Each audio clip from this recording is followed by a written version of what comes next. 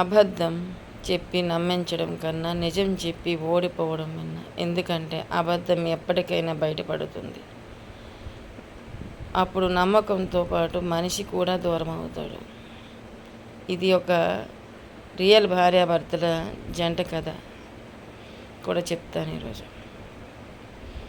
వాళ్ళు ఒక arranged marriage చేసుకున్నారు. అరేంజ్డ్ మ్యారేజ్ చేసుకున్నప్పుడు కూడా ఆ అబ్బాయికి అమ్మాయి అంటే చాలా ఇష్టము, ప్రేమ, గౌరవం. తనకు కావలసినవన్నీ కొనిచ్చేవాడు.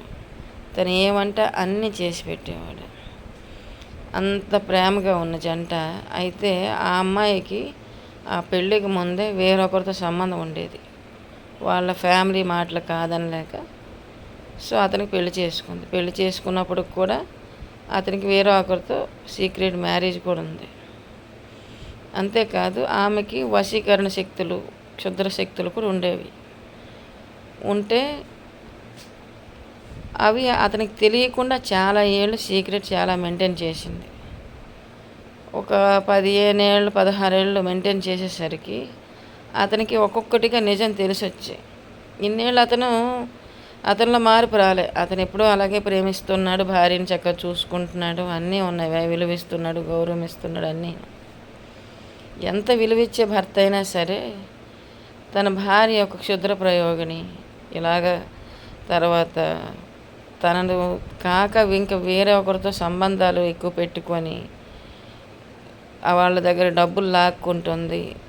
ఇటువైపు తను ఎంజాయ్ చేస్తూ ఇతను ఒక మోసం చేస్తూ సీక్రెట్గా ఉంచింది అని ఎప్పుడైతే నిజం తెలుస్తుందో అతను ఇంకా ఆమెని ప్రేమించడం మానేశాడు. ఇంకా ఆమెతో ఉన్న సంబంధాన్ని కూడా తెంచుకున్నాడు. కాకపోతే లోకం కోసం, పరువు కోసం, విలువ కోసం తన భార్యకి తానే ఆ ఇంట్లోనే ఉంటూనే దూరంగా ఉంటున్నాడు. ఒకవేళ జీవితాంతం అతనికి తెలియకపోయింటే తనని అంతే ప్రేమగా చూసుకునేవాడేమో.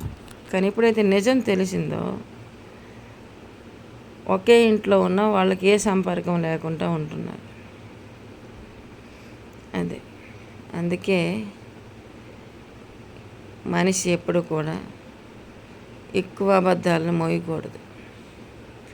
ఎక్కువ అబద్ధాలను మోస్తే రేపు నువ్వెంత నిజం చెప్పినా నమ్మే మనిషి ఉండడు. నిజాయితీగా బ్రతుకు, నీతిగా బ్రతుకు.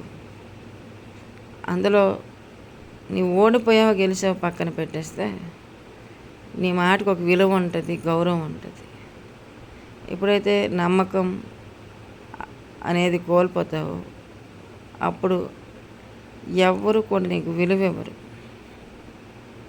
గౌరవం ఇవ్వరు. అబద్ధం చెప్పాలి ఎలాంటి టైంలో. ఒకవేళ అది వేరొకరు నష్టం కలిగిస్తోంది అంటే అబద్ధం చెప్పాలి. లేకపోతే మౌనంగా ఉండాలి. కానీ